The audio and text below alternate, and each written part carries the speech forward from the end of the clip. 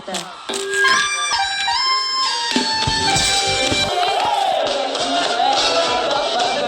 Best female video. Your award goes to Aliyah. Try again.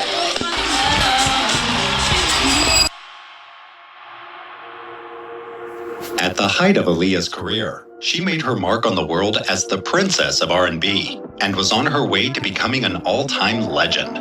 Her crisp soprano voice was laying the groundwork for an entire generation of contemporary R&B, pop, and hip-hop artists, and at 22, she had already broken several records as perhaps the most successful female artist of her time. But while riding on the wave of success, Aliyah got into a fatal crash that would take her life and plunge Detroit and the world into deep-seated grief. This is the story and tragic death of Aliyah, the princess of R&B.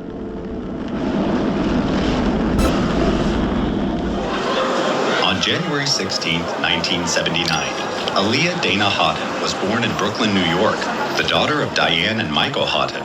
However, the family moved to Detroit when Aliyah was only 5 years old. She grew up in a musical family, with her mother Diane also being a singer, and her father Michael working as a factory manager. In addition to music, Aliyah also had a passion for acting and dancing, and she began performing at various events at an early age. While attending Jesu Catholic Elementary School there, she was cast for the play Annie. She liked this play so much that it inspired her to become an entertainer. Entertainment was in her genes. In addition to her mother, her uncle Barry Hankerson was also in the music business. He was the founder of the record label Blackground Records and was married to famous soul singer Gladys Knight. From childhood, music was a passion for Aliyah.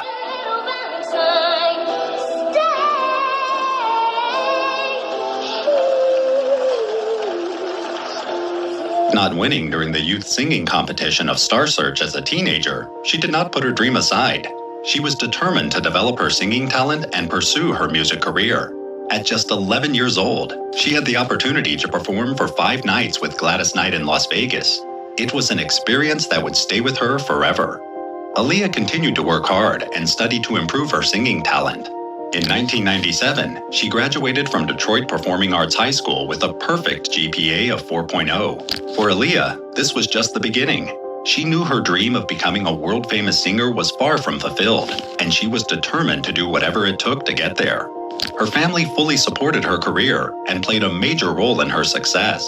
They took her to music lessons and financed all the associated expenses, in addition to being her support and companion. "When I told my parents that I wanted to embark along this path," said Aliyah, "they were with me all the way. They were the ones who shuttled me back and forth to my vocal lessons, dance lessons, private guitar, play rehearsals at Jesu Elementary School, and they even saw to it that the sets for the plays were transported to Marygrove College in Michigan. What could be more important?" At the age of 12, she got a record deal with Jive Records and with Blackground Records, her uncle's record label. She was introduced to R. Kelly, who became her mentor and also lead songwriter and producer of her debut album. Aliyah's debut album, Age Ain't Nothing But a Number, was released in 1994 when she was only 14 years old. It was an instant success. The first single, Back and Forth, became a top 5 hit on the Billboard Hot 100 and a #1 R&B hit. The next single, a cover of At Your Best by the Isley Brothers, reached the top 10 on the Billboard Hot 100 and peaked at #2 on R&B radio. The album was later certified twice platinum by the Recording Industry Association of America. "I still remember how nervous I was right before Back and Forth came out," she says. "I kept wondering if people would accept it. When it went gold, I had my answer, and it was just such an incredibly satisfying feeling." Meanwhile, a personal relationship developed between Aliyah and her mentor, R. Kelly. At just 15 years old, she secretly married R. Kelly, who was 27 at the time. There were allegations against him that he bribed an official to provide Aliyah with a fake passport so he could marry her. The marriage was later annulled because Aliyah was a minor and consent was not obtained. After the stunning success of her debut album, she left Jive Records and signed with Atlantic Records, where she collaborated with Timbaland and Missy Elliott. Her second studio album, 1 in a Million, also became a huge success and was considered one of the most influential R&B albums ever. The album was certified platinum twice and became an international hit. Aliyah performed in various countries around the world, like Europe, Japan, and South Africa. I love working with Timbaland. He understands what I can do and always wants to try new things. We have a great chemistry. We are musical soulmates, said Aaliyah. After the release of her second album, Aaliyah worked on several projects, including releasing new singles and creating soundtracks for movies such as Anastasia. In 1999, she got her first major role in the movie Romeo Must Die, beginning her acting career. I studied for 1 month in preparation for the fight scene in Romeo. My brother Rashad and I took some martial arts classes when we were younger, so I had some knowledge of the process. Jet Li is really amazing. He's such a natural. He just came in and did his part. It only took 3 days to shoot. At the MTV Movie Awards this year, a lot of media asked me if there were any categories that I would like to see added to the awards. Actually, I would. Best hug and dance scene. In the movie, Jet Li and I never have a kissing scene, but we do have a hot dance sequence. I will never forget the RMD team and their kindness towards me, my brother, and my mom and dad. In 2001, she worked on her second film, Queen of the Damned, in which she played the role of an ancient vampire queen. While working to develop her acting career, Aaliyah never forgot music. In July 2001, she released her self-titled third album, Aaliyah. The album debuted at number 2 on the US charts and sold more than 2.4 million copies worldwide. Unfortunately, the success of Aaliyah was short-lived. On August 23, 2001, Aaliyah and employees of Virgin Records America flew to the Bahamas on 2 flights using a Fairchild Metro 3, chartered through Sky Limo. They were there to film the video for her song, Rock the Boat. Since they finished filming early, they decided to return to Florida on August 25th, even though they had initially planned to travel the next day.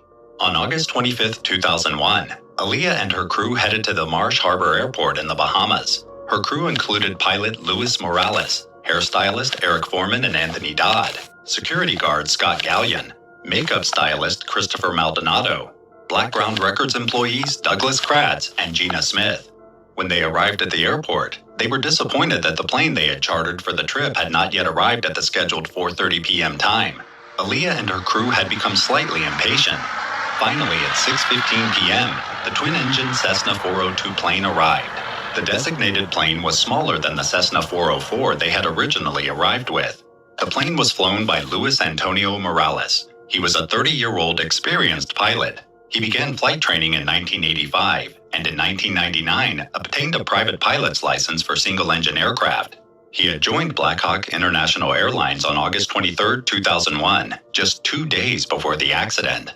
Before they could leave, Luis had some disagreement with the crew because he warned them that there was too much weight on board for a safe flight. But because they had waited so long, they were going to leave anyway. According to several sources, Aaliyah was known to be a nervous flyer. On this fateful day, she was very anxious about getting on the plane. She had a headache and felt uncomfortable because of her nerves, so she decided to spend some time in the back of the cab that took them to the airport.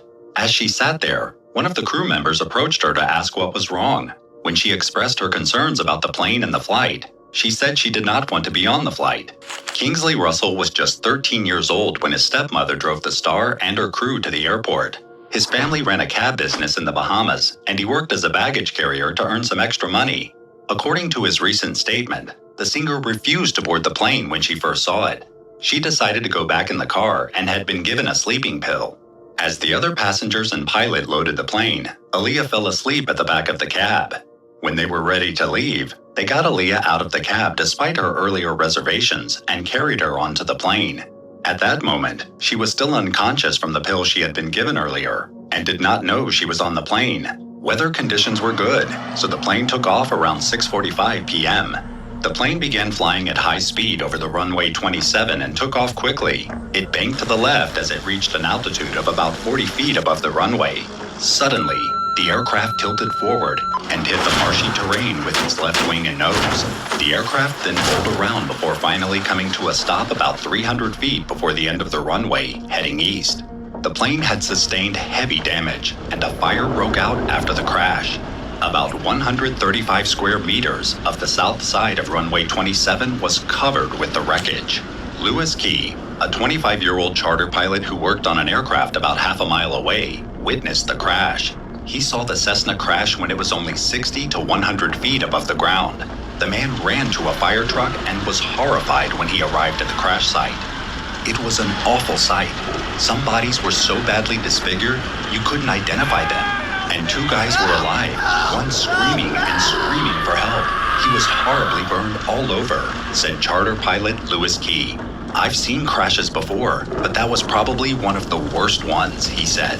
It was pretty devastating. The aircraft was broken into pieces, and some of the seats were thrown from the aircraft. First responders on the scene found Aaliyah's body about 20 meters from the wreckage. She was immediately deceased. According to a later autopsy report, she had severe burns and head injuries. Just before the collision, she had gone into shock that weakened her heart. The coroner later indicated that even if she had survived the accident, her injuries were so severe that she might never have fully recovered. Aaliyah was only 22 years old. Eyewitnesses reported that the pilot, Luis Morales, barber Anthony Dodd, and bodyguard Scott Gallion were still alive when help arrived at the accident scene. Unfortunately, they later died as a result of their injuries. No one aboard the plane survived the crash. Aaliyah's remains were brought back to the United States on August 28, 2001, and then transferred to Newark International Airport in New Jersey. On Friday, August 31st, a white casket containing Aaliyah's body was carried from Frankie Campbell Funeral Home in Manhattan and transported in a glass carriage. The carriage, decorated with pink and white roses, was pulled by white horses. Her body was then transferred to St. Ignatius Loyola Church in New York City, where her family held a private funeral mass. About 800 fans and mourners attended the procession. During the funeral mass, her brother Rashad delivered an emotional eulogy in which he prayed for the strength to carry on until he could see her again. Aaliyah, you left, but I'll see you always next to me and can see you smiling through the sunshine. When our life is over, our book is done. I hope God keeps me strong until I see her again. He read the names of the other victims of the accident and asked to pray for them as well. As the mourners left, they sang the song "One in a Million" by Aaliyah. After the service, 22 white doves were released to symbolize each year of Aaliyah's life. An investigation later revealed that not only did the pilot know the flight was almost certainly a recipe for disaster, but also that he was incapable of flying a plane. He had falsified his license to get a job with the charter airline Blackhawk International Airways, and thus was not a licensed pilot. Moreover, this was his first day on the job with this airline. Toxicology reports also found traces of cocaine and alcohol in his body. It was further discovered that the plane was carrying 700 pounds and one passenger more than allowed. In addition, the cargo was not properly positioned, making the plane difficult to control in the air. Aaliyah's family later sued the airline, Blackhawk International Airways, for wrongful death and agreed to an out-of-court settlement. Aaliyah, aka Baby Girl, aka Princess of R&B, will always remain a legend in the hearts of millions of fans from all over the world. Even after her death, she has remained a commercially successful artist, with more than 8.1 million albums sold in the US and 24 to 32 million albums sold worldwide. She received the award for Favorite Female R&B Artist and Favorite R&B Soul Album for her album Aaliyah at the 2002 American Music Awards. Winner is Aaliyah. We accept this award in the name of Aaliyah and her devoted family and friends. What up, baby girl? We miss you. The last music video Aaliyah recorded before her tragic death, Rock the Boat, premiered on BET's Access Granted on October 9, 2001. Two of her posthumous singles, More Than a Woman and I Care For You, peaked in the top 25 of the Billboard Hot 100, and More Than a Woman became #1 on the UK singles chart, making Aaliyah the first deceased female artist to achieve a #1 position on the UK singles chart. Aaliyah lived an amazing life that touched everyone around her positively. Gladys Knight told a source that Aaliyah was brought up in the old school. She was a sweet, sweet girl. She would walk into a room and you would feel her light. She'd hug everyone, and she meant it. Although her life...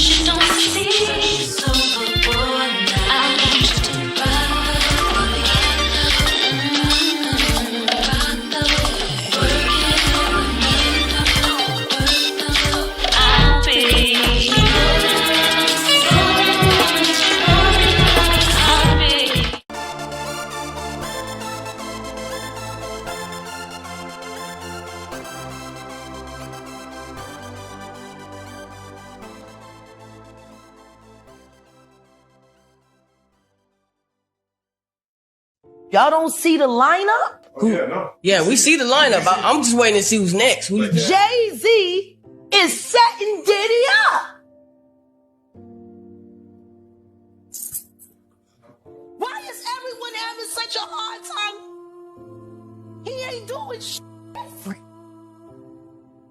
He lined up D. Haven, stole his life and identity. He lined up Big L, stole his life and identity. He lined up Dame Dash, stole his life, identity, and took his love. Lined up R. Kelly. He wants to be the one.